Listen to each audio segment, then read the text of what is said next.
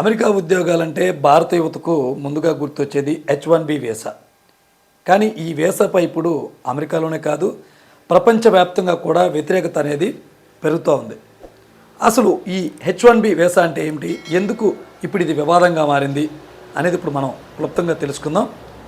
H1B అనేది America ప్రభుత్వం ఇస్తున్న ప్రత్యేక నైపుణ్య ఉద్యోగ వీసా అన్నమాట. ఇది ఏంటంటే ప్రధానంగా IT, engineering, data science, medicine లాంటి రంగాల్లో నైపుణ్యం ఉన్న విదేశీయులు ఈ వీసాతో అమెరికాలో పనిచేసే అవకాశం లభిస్తుంది. ఈ వీసా ద్వారా ఎక్కువగా లాభపడింది మన భారతీయ యువతే అని చెప్పొచ్చు అనమాట, గర్వకంగా కూడా. H1B వీసా పొందాలంటే అమెరికా కంపెనీ ముందుగా మనకు ఒక ఉద్యోగం అనేది ఇవ్వాలి. ఆ కంపెనీనే వీసాను కూడా స్పాన్సర్ చేయాలి. ప్రతి సంవత్సరం లాటరీ విధానంలో ఈ H1B వీసా ఎంపిక అనేది జరుగుతూ ఉంది. మొదటి 3 సంవత్సరాలు, తర్వాత 6 సంవత్సరాల వరకు అమెరికాలో పనిచేసే అవకాశం ఈ H1B వీసా ద్వారా మనకు లభిస్తుంది.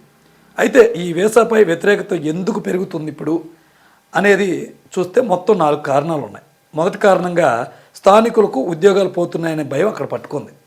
అమెరికాలో యువత అభిప్రాయం ఏంటంటే తమ దేశంలో ఉన్న ఉద్యోగాలను తక్కువ జీతంతో విదేశీయులకు ఇచ్చేస్తున్నారు ఇక్కడ కంపెనీ వాళ్ళు అనేది అక్కడ ప్రధానంగా వినపడుతున్నటువంటి మాట.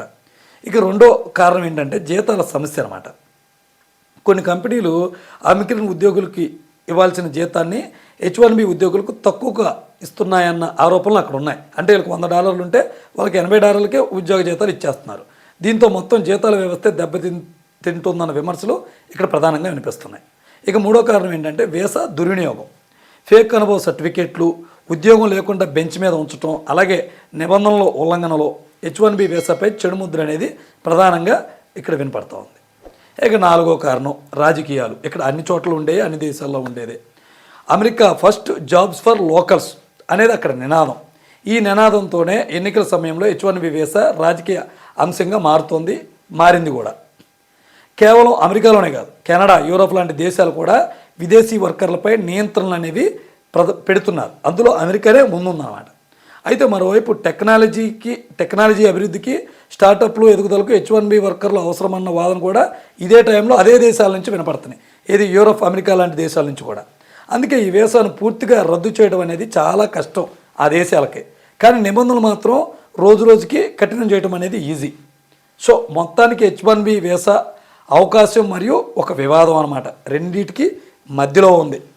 సో ఇప్పుడు దాకా మనం మాట్లాడుకున్న దాన్ని బట్టి మీ అభిప్రాయాన్ని కూడా ఇది అవకాశమా లేదా వివాదమా అనేది కామెంట్ రూపంలో తెలపండి.